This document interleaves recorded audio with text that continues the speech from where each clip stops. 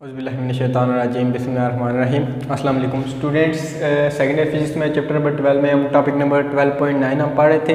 Topic number 12.9 में हमने सबसे पहले देखा था कि इलेक्ट्रिक पोटेंशियल क्या चीज़ होती है। उसके बाद हमने नेक्स्ट टॉपिक में देखा था कि electric potential as a gradient यानी इलेक्ट्रिक पोटेंशियल यानी इलेक्ट्रिक चार्जेस की सलाहियत और इलेक्ट्रिक चार्जेस का उतार चढ़ाव वो हमने देखा था। आज हमारा नेक्स्ट टॉपिक है, इसको हम बी का नाम देख देते हैं। 12.9 B electric potential at a point due to a point charge. ठीक है, हम चाहते हैं कि इलेक्ट्रिक पोटेंशियल हम मालूम करें किसी भी पॉइंट चार्ज से, या फ़र्ज़ कर लें, मिसाल के तौर पर फ़र्ज़ करें हम जो है ये क्यू चार्ज लेते हैं। ठीक है, क्यू चार्ज आपको पता है कि इसमें electric field of lines outward होती है। ठीक है,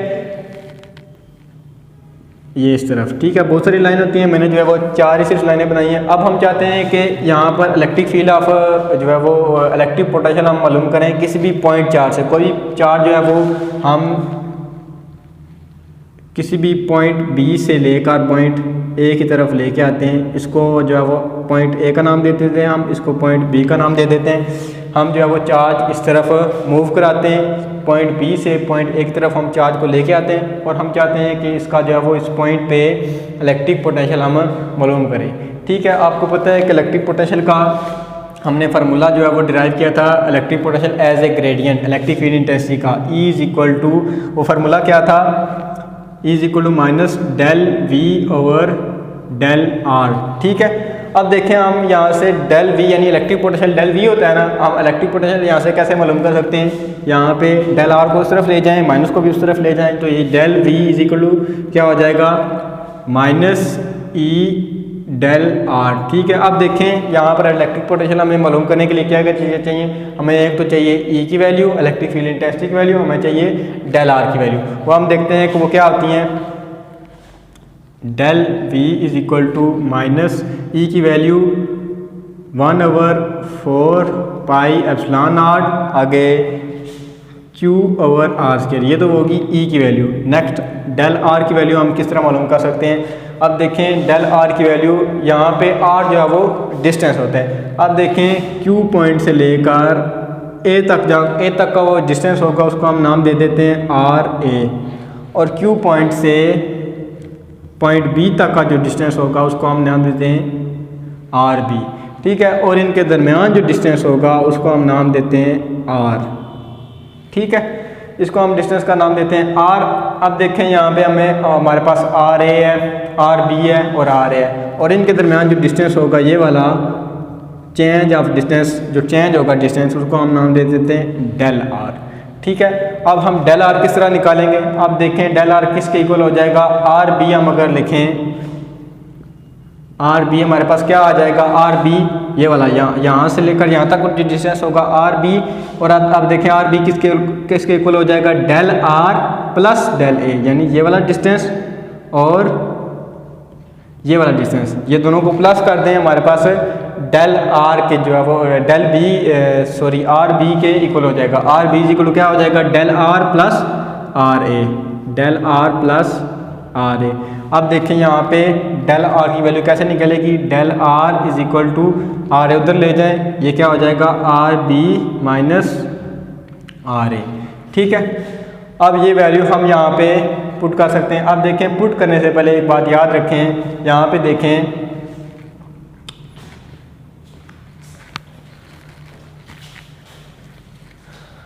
अब देखें डेल V की वैल्यू अगर हम लिखें, del V is equal to minus E del R, ये फार्मूला बन जाएगा। अब देखें अगर डेल V की हम वैल्यू लिखें तो डेल V होता है चेंज इन पोटेंशियल एनर्जी, तो हम जो है वो, या डिफरेंस इन पोटेंशियल एनर्जी, तो चेंज इन पोटेंशियल एनर्जी हम किस तरह मालूम करते थे, ये होता था डेल V इज इक्वल होता था del V is equal to VB minus VA, यानी फाइनल में से हम इनिशियल को माइनस कर देते थे। अब देखें हमारा जो इनिशियल पॉइंट है वो VB है, फाइनल पॉइंट VA है। अब देखें इनिशियल यानी B पॉइंट से लेकर हम A पॉइंट की तरफ आ रहे हैं, तो इनिशियल पॉइंट B होगा और फाइनल पॉइंट A होगा। तो हाँ, यहाँ पे हम डेल V की जगह initial point final point minus initial point करेंगे, तो फाइनल पॉइंट क्या है, VA माइनस इनिशियल पोटेंशियल क्या होगा, VA माइनस VB। ठीक है।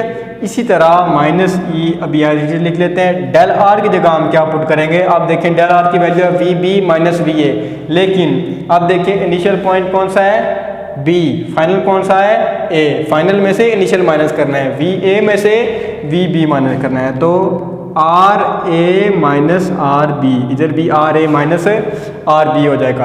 अब हम ई की वैल्यू पुट कर सकते हैं यहाँ पे, ये हो जाएगा V A minus V B as it is equal to E की value 1/4 pi epsilon naught Q over R square, साथ multiply R A minus R B.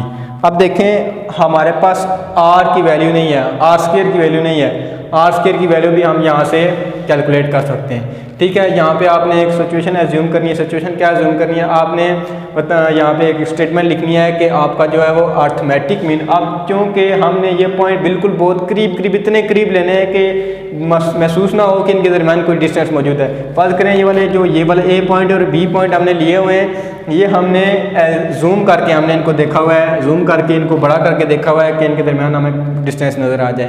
अब हमने पॉइंट का नाम क्या है कि बिल्कुल इन दोनों के करीब होने चाहिए ये डिस्टेंस, तो बिल्कुल करीब होने चाहिए। तो इसका क्या मतलब है कि हम जो है वो इसका arithmetic mean is equal to geometric mean होना चाहिए। अब देखें अर्थमेटिक और ज्योमेट्रिक नई चीज़ें आ गई हैं, तो ज्योमेट्रिक मीन क्या होता है, ज्योमेट्रिक होता है अब अगर सेकंड वाली रकम को पहली वाली रकम से डिवाइड करें तो आंसर सेम आना चाहिए, और अर्थमेटिक मीन कौन सा होता है, सेकंड वाले को पहली वाले से माइनस करें तो आपका आंसर जो है वो सेम आना चाहिए, यानी अगली वाले को नेक्स्ट वाले को। जैसे मिसाल ले लें कि 3, 6, 12, ये देखें एक सीरीज़ है। अब देखें मैं इनको डिवाइड करता हूँ, सेकंड वाली कौन सी है 6, फर्स्ट वाली 3, 6 को 3 से डिवाइड करें, ये डिस्टेंस इक्वल आएगा थर्ड को 2 से, यानी अगली वाली को पिछली वाली से माइनस करें तो आपका जो है ये आंसर बिल्कुल इक्वल आता है। तो देखें 3 2s are 6 2s are, तो 2 और 2 आंसर बिल्कुल इक्वल आ रहा है। तो आप लिख सकते हैं कि आपका अर्थमेटिक मीन जो है वो geometric mean is equal arithmetic mean. तो हम लिख सकते हैं सेकंड वाली कौन सी है, यहाँ पे आर, फर्स्ट वाली सेकंड वाली कौन सी है, यहाँ पे पहली आर ए है, सेकंड वाली आर है, और थर्ड वाली कौन सी है आर बी। तो हम R divided by R A is equal to R B divided by R लिख सकते हैं यहाँ पे। तो यहाँ पे हमारे पास आर की वैल्यू आ जाएगी, सेकंड वाली आर डिवाइडेड बाय फर्स्ट वाली R A is equal to third वाली आर बी डिस्टेंस, और सेकंड वाली आर, यानी अगली को पिछली से माइनस किया तो डिवाइड किया तो रेशो बिल्कुल सेम आएगी। अब देखें यहाँ से आर आर क्रॉस मल्टीप्लाई हो रहे हैं, आर आर से मल्टीप्लाई का आर स्क्वायर, और ये आर ए और आर बी आपस में मल्टीप्लाई होंगी, R A multiply by R B.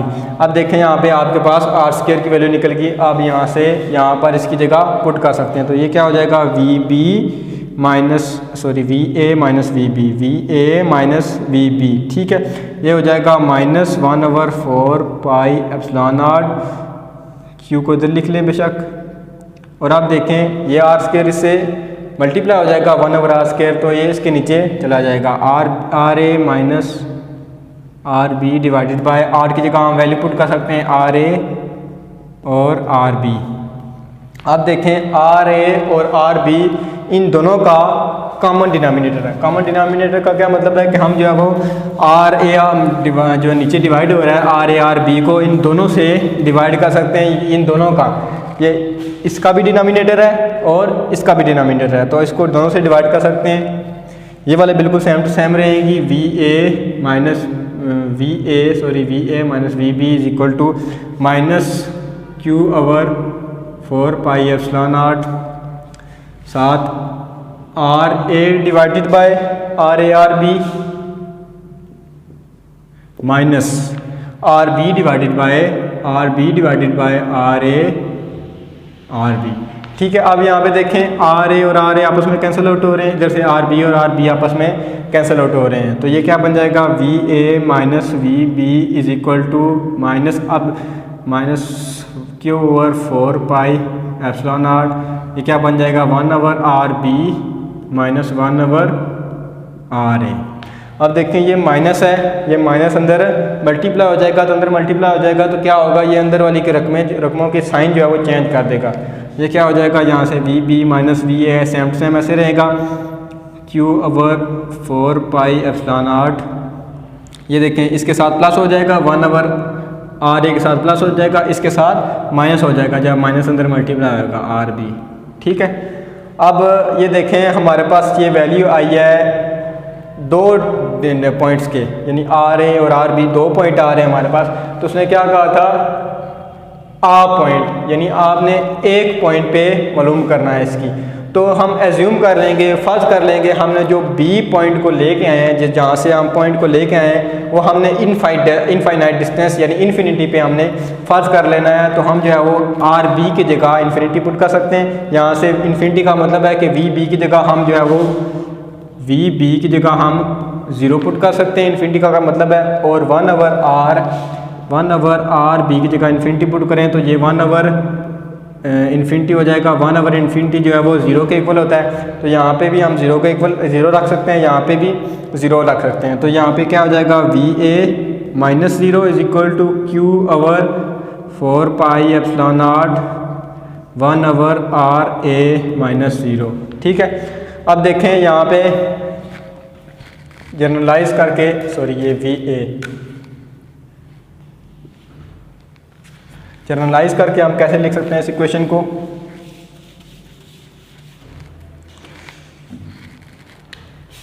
V A is equal to 0, जब वी ए माइनस 0 से मल्टीप्लाई होगा माइनस होगा तो वी ए ही रह जाएगा। ये क्या रह जाएगा, Q over 4 pi epsilon not 1 over R A. ठीक है, अब इसको हम जनरलाइज कर सकते हैं या इसकी जगह हम क्योंकि हम आर डिस्टेंस पे मालूम कर रहे हैं तो हम एक जगह आर आर लिख सकते हैं, या V R is equal to यहाँ से जनरलाइज कर लें इसको Q over 4 pi epsilon not 1 over R इसको लिख सकते हैं। ठीक है, तो ये आपके पास इसको ऐसे जनरलाइज करके Q over 4 pi epsilon not by multiply by R, इसको हम ऐसे लिख सकते हैं। ठीक है, तो ये होगा पोटेंशियल एट अ पॉइंट। ठीक है, electric potential at a point due to a point charge. एक और किसी और पॉइंट चार्ज का इस पॉइंट पे इलेक्ट्रिक पोटेंशियल हम इस फार्मूले से याद रख सकते हैं, या निकाल सकते हैं। ठीक है, ये वाला इसका आ गया फाइनल जो है वो आंसर या फाइनल इसकी स्टेटमेंट। ये फाइनल स्टेटमेंट आपने याद रखनी है कि इलेक्ट्रिक पोटेंशियल जो है वो पॉइंट चार्ज पे क्या होता है जब हम निकाल सकते हैं। ठीक है, ये आपका टॉपिक नंबर 12.9 कंप्लीट हो गया। फी अमान अल्लाह।